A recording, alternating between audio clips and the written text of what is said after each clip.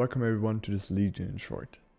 Due to some comments, I've decided to now go through all of the mercenaries that I feel are somehow special, and I'm gonna give you a short video about each of them, when to use them, what are their strengths, what are their weaknesses, and maybe even an example to show you.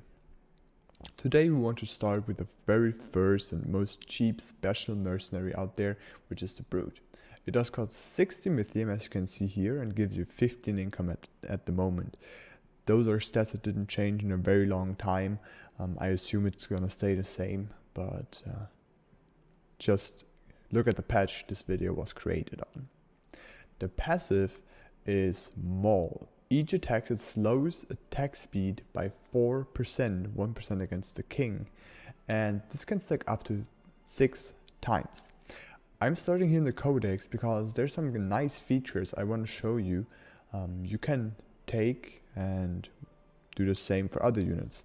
Because if we now hover over the Maul ability, we see, for example, the ability's name and a lot of other stuff, and the duration, which is 3 seconds. So we do have a duration of 3 seconds, which those stacks last.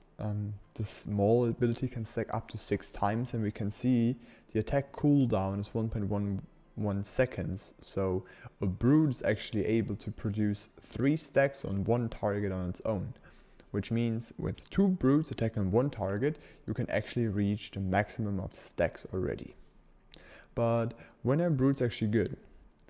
Brutes are good in 2 cases. The very first case is kind of early in the game and your opponent has some medium priced unit, for example a Nightmare. Sometimes this can be a Berserker, this can be any sort of some medium priced units. Anglers are very good because you deal impact damage and you have some nice abilities.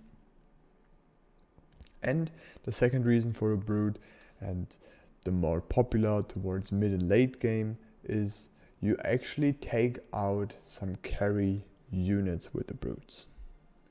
So those are the 2 main points you send. Either you send them more like in the very early game if you want to take out some medium priced units, for example as you would do with a Nightmare like this one. It will suffer a lot if it's getting attacked by 2 Brutes and it's slowing down and it's just not attacking a lot. A prime example for this is a Canopy that's usually very strong on wave 7, but it will just get slowed down by a lot with a double Brute attacking it. Or you send it against bigger mercenaries. You do have the doppelgangers, you do have kingpins, you do have fatalizers that will you will feel the slow, but the more you go to the late game, the more other units will be a decent alternative, because a Brute, it's 60 gold, right? It's 60 Mythium, I'm sorry. So it does not, it does do a lot, the passive deals a lot, but there's one major problem, and this is the spawning of the wave. I will show you now.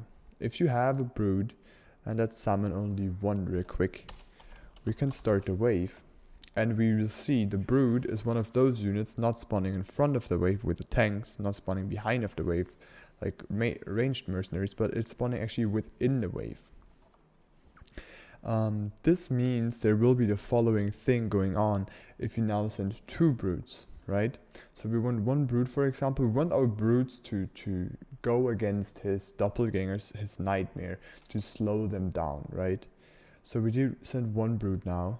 As we saw, it was going there, it was dying pretty fast because they're just reading the wave. They're obviously a lot too much value.